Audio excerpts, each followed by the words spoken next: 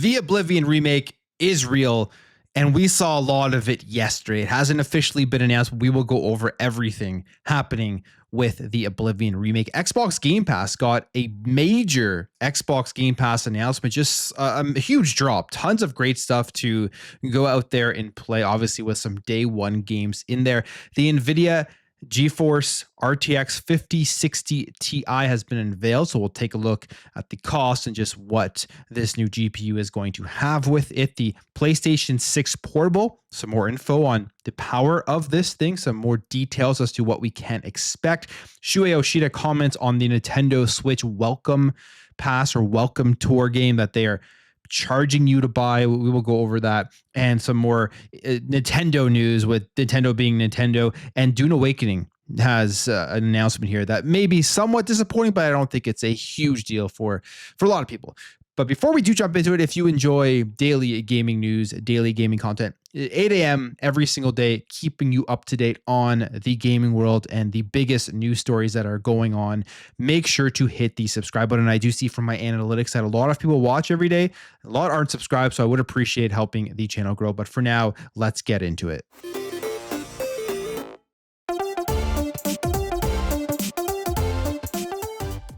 All right, so the Oblivion remake, this has been something we have been talking about now for a couple of weeks. I've even seen comments in my video saying that they're annoyed that people are still talking about this because they don't believe it is going to happen and it's just a fake rumor. Well, you can put all of that to rest now. This thing is absolutely happening, and it looks like it is happening very, very soon. We are going to be able to jump in and play the Oblivion remake. So we have two updates here. First of all, we have Jeff Grubb here fully corroborating the claim that the Oblivion remake will be shadow dropping next week, April 21st. And he has said here, let's update on Oblivion and the shadow drop the week of April 21st. So basically the last week of the month. Next week, essentially, I've gotten separate confirmation that that's going to be the case. So next week, after April 21st, is when the Oblivion remake is going to be coming out, where we are going to play it. And it is going to be, as he said,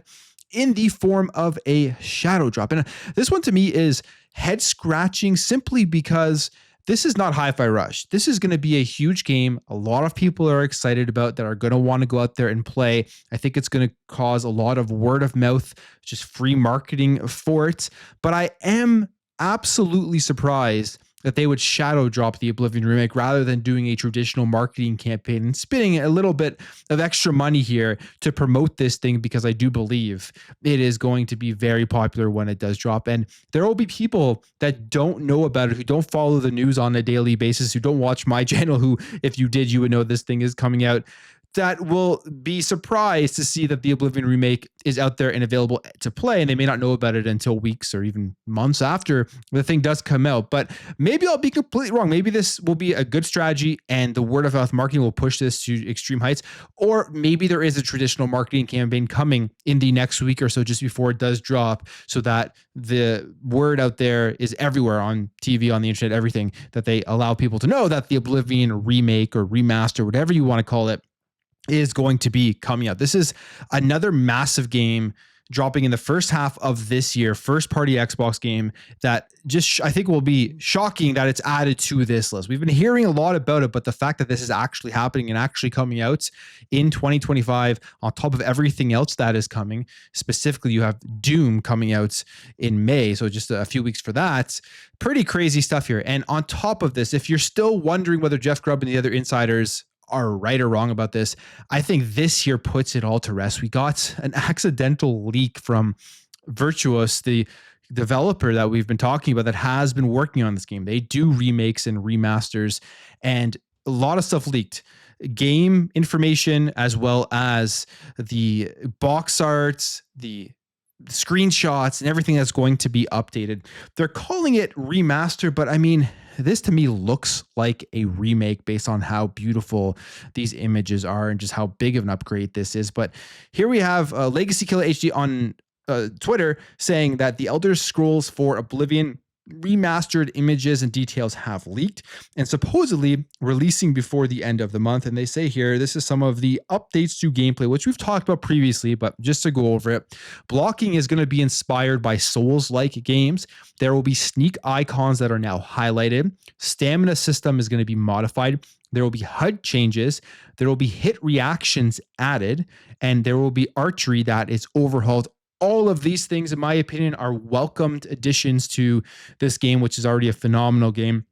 And then we have this, like you can see the updates of this game graphically. Unreal Engine 5, it's going to have a massive jump over the old game that came out in 2006. Like you can see it here, just with this side-by-side comparison, a lot more detail in every facet of this game for an incredible RPG. For people who have played it previously and haven't played it in a while and want to jump into the new one, this is going to be a great experience. For people who have never played it, and then obviously people who are huge fans of this game, I think this is going to be a welcome addition to their catalog of games. This is the box art, the Elder Scrolls 4 Oblivion Remaster. They're calling it a remaster, but I mean, everything we're hearing kind of to me sounds like sort of a remake, but I guess it's because it still keeps the same game mechanics and story and everything, and they're not redoing it from the ground up. That's probably why they have to go with the remastered title. This is some of the additions. So you have the deluxe edition. This picture is kind of hard to see here, but there will be a deluxe edition of this game that you can go ahead and purchase, and you are going to get some DLC content with it. And just to clarify what that is, in this special edition, players get access to extra items such as horse armor and exclusive weapons. So that's what will be coming with this deluxe edition. I love the box art. It looks like there will be a physical edition of this game, which is cool. And I just love what they're doing here with the art itself. Got some more pictures here of the game, and you can just see the great detail and upgrades for it. And then again, some more pictures here of what we can expect, like some differences in the graphical fidelity between the old game and the new game. And now, obviously, one of the big questions here is, where is this releasing? Is it just Xbox? Is it everywhere? It looks like here that it says the site further noted that Oblivion Remastered will be released on PC, Xbox, and PlayStation 5. And the latter platform was never part of the rumors, and it was believed that it would be coming only to Xbox and PC. So, of course, this will have to be confirmed here when it does officially get announced, but people here are saying it has been confirmed for PlayStation 5 via the Virtuous website. So that makes me question, especially because they are saying here that it was never planned for the PS5, if this was a game that was supposed to be coming out earlier, because the shadow drop in April, the time that it is coming out, is a bit odd. It is not, I would say, the best time to release this game because of so many great games that are releasing in this time frame. Xbox already has been putting out tons of content, like they're cramming it here between South of Midnight and then Doom the Dark Ages. So this game will probably get lost for a couple of people here when it does come out. I have a feeling that it was ready on the other platforms for a while, and then they decided to bring a PS5 version, which is why it is coming out when it is. Again, the shadow drop, I don't know if that's a good idea or not, but we will see. It's not Hi-Fi Rush. We can make that comparison to Hi-Fi Rush, but this is a well-known IP, a well-known game. Hi-Fi Rush was unknown, which you could have also argued could have probably benefited from a traditional long marketing campaign to get people acquainted with this brand new IP. But you look at Hi-Fi Rush, it was new, it was niche. Even when it launched onto the PlayStation 5, it didn't sell very well. Oblivion is going to do well, I think, regardless, but I think it could even be pushed to newer heights if people knew about this thing coming out for months, and then there was a bunch of lead up and hype and excitement from it from people who have played it before and just fans of Elder Scrolls. But this looks like it's coming next week, or at least in the next 2 weeks. So very exciting times.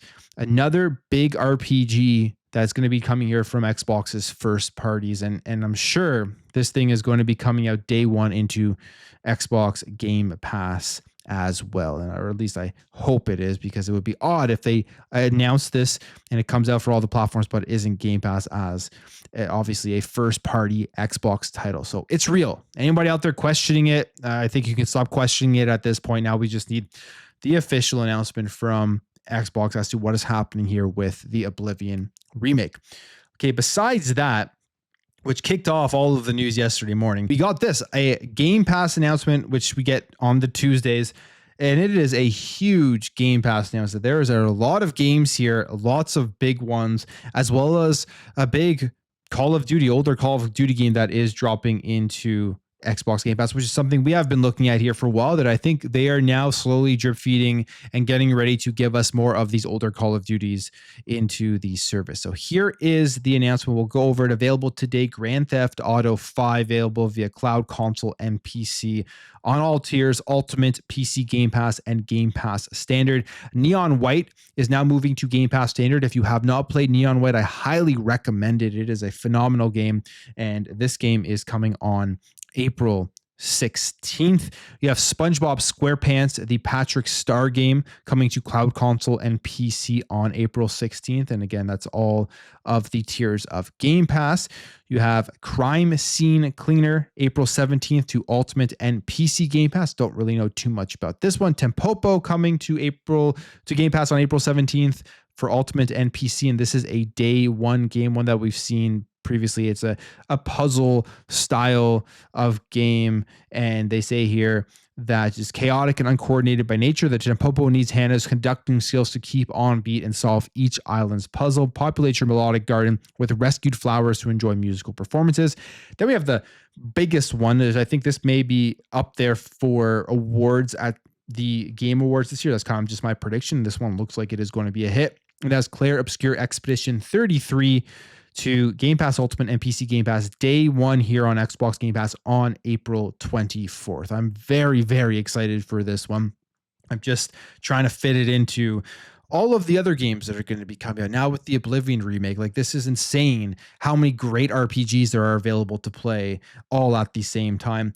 Then you got Towerborn, another game that I'm really excited about, coming to Ultimate and PC Game Pass, and this is on April 29th. This is, I guess, day one on console, and they're adding some extra things here as they do release it onto console with some updates and everything, because it did previously release on PC in the game preview format. Far Cry 4, which is an awesome game, coming to Ultimate, PC Game Pass, and Standard on April 30th. Then we have Anno 1800 on May 1st, coming to Ultimate, PC, and Standard.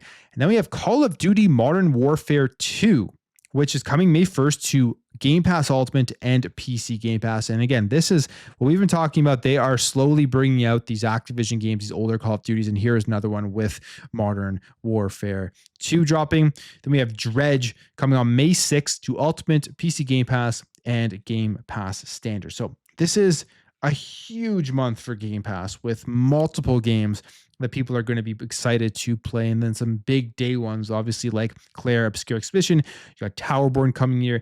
You got Modern Warfare 2, GTA 5 dropping back into the service. And the big thing here is that it's dropping into PC as well, where you can get all the mods and do all these cool things with it. So that is a nice announcement. Then you have just some other smaller ones there, older games, but like Far Cry 4 is phenomenal. Neon White, if you haven't played that, highly recommend going to play it. I think this is a great slate of games here that Xbox has announced for Game Pass coming up in April, and then obviously on May 1st. And then, of course, Oblivion Remake. All right, let's talk about graphics cards, GPUs, the RTX series, the new cards that are coming out. We've seen all of the 5070, 80, and 90. Well, the 5060 Ti has been unveiled here, and it is going to be 16 gigabytes for $429 and 8 gigabytes for $379. The Blackwell GB206 GPU, and it's up to 20% faster than the 4060 Ti natively, and 2 times with DLSS 4. So this is going to be one of those, I guess, nice entry level cards where more people are going to be able to afford to jump in and upgrade their rigs. They say here that the NVIDIA GeForce RTX 50 series graphics cards have so far been available for over 500 US, and that changes today with the RTX 50 series, which promises to bring neural rendering prowess and DLSS 4 capabilities to mainstream audiences. And these graphics cards are designed to offer over 100 plus FPS in the most popular games at their targeted resolutions, with DLSS 4 and multi-frame gen delivering 2 times gain in frame rate over the previous generation. And they say entry-level 1440p gaming, which to me, when I'm playing on PC, 1440p is the sweet spot. That is probably the resolution I play the majority of my games on when I'm playing on PC. So a card that can give over 100 frames, 1440p at a good price, to me is a graphics card that does pique my interest. And as they say here, your favorite games at 100 plus FPS. And these are the benchmarks that NVIDIA has put up. But of course, you have to wait for the reviewers, the content creators, people that get these in their hands to do, I would say, the real benchmarks, because we saw those claims when they first announced the 50 series cards with the 5070 and the pricing of it, and then it being compared to a 4090, which obviously was misleading with the whole AI stuff in there. From pure power, the 5070 is not a 4090. So we will see what the actual benchmarks are on this thing once the reviewers get it in their hands. But this does seem like that more budget card that will be sold to more of the masses at a more reasonable price comparatively to what we have seen so far with the other 50 series cards. All right, next gen. We've talked about this in last video, and it has to do with the handhelds. PlayStation Portable. I do believe PlayStation is working here on a portable gaming handheld, which you may have thought would have never happened again since the PlayStation Vita and the failure of that. I call it a failure and because PlayStation cut it off. I thought the device itself was phenomenal. I love the PS Vita, and there was actually a very good catalog of games on that thing. I wish they would have supported it more and supported it longer, but they didn't. And I thought that was the last time we would ever see PlayStation in the handheld market. But I believe because of the expansion of things like Steam Deck and PC handhelds, Xbox expanding their ecosystem, putting their games in more places, and wanting to build out a handheld to give you the full console experience on the go. Obviously, you have the Nintendo Switch and the Switch 2. PlayStation is going to try to get into some of that market, and we will see a PlayStation handheld with the PlayStation 6. Now, the power of this thing is going to be interesting. Talked about it yesterday. Don't expect this to be a PS5 in your hand or a Series X in your hand. This thing is going to be closer to, I think, a Series S and maybe even slightly less powerful. But we do have a report here that is saying that it could be more powerful than the Xbox Series S, and that the SoC will feature less than 40 CUs designed to run at very low voltage. So that does sound very, very intriguing.